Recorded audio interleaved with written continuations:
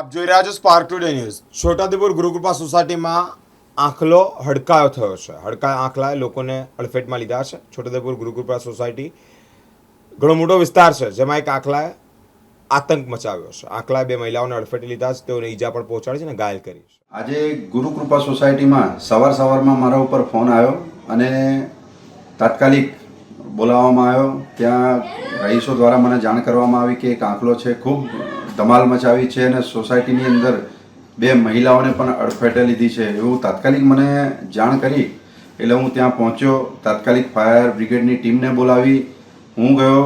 અંકુર પંચોલી જે શહેર પ્રમુખ છે એમને બોલાયા, જીમિત રાઠવા છે એમને પણ બોલાયા અને એક અમારા મિત્ર છે લકીસિંહ એમને પણ બોલાયા અને બધા ભેગા થઈ અને આંખલાને અમે રેસ્ક્યુ કરી લીધેલું છે.